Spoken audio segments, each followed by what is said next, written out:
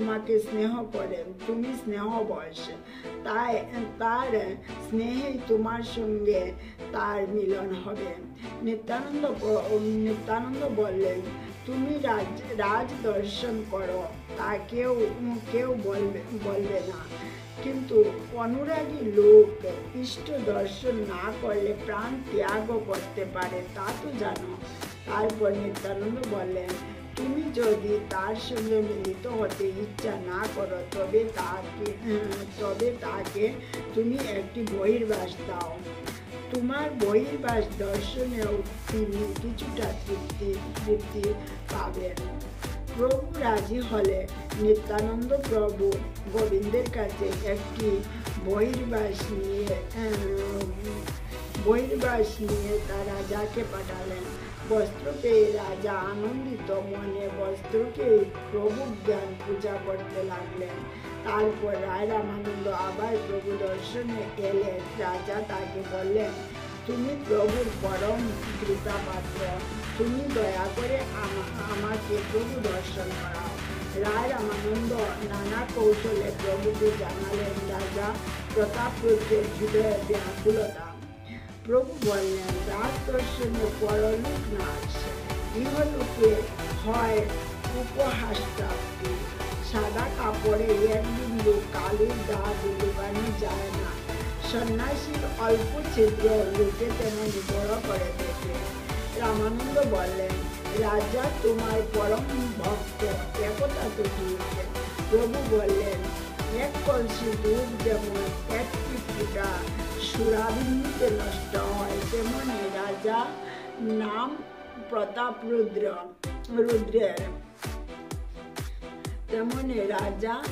নাম প্রতাপরুদ্রের সর্বগুণ নাশ করেছে। তবে যদি তার আগ্রহ বেশি হয়, তার পুত্রকে আমাকে দর্শন করাও। আত্মবৈ জায়তে পুত্র, শাস্ত্রের বচন, পুত্রের মিলনেও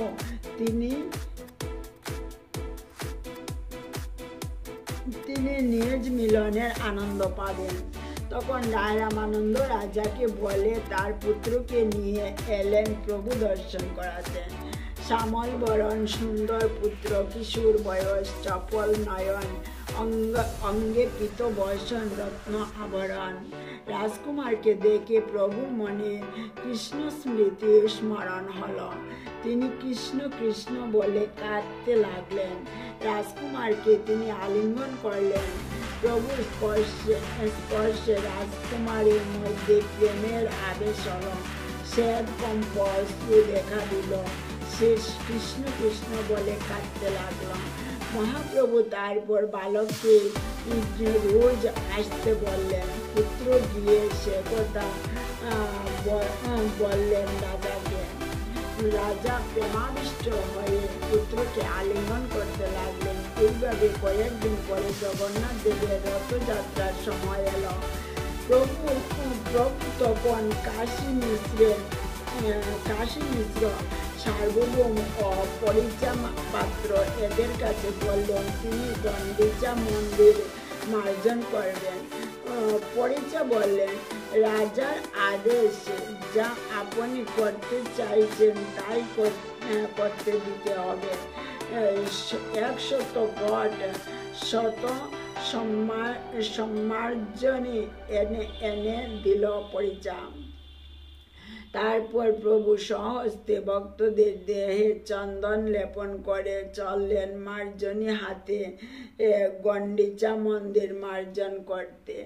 প্রেমের উল্লাসে তারা গণ্ডিচা মন্দির মার্জনা করেন আর কৃষ্ণ কৃষ্ণ বলে দু চোখে জলে ভাসেন। ভক্তদের তনু ধূলি ধূসর হলো, তবু তারা মার্জন করতে লাগলেন।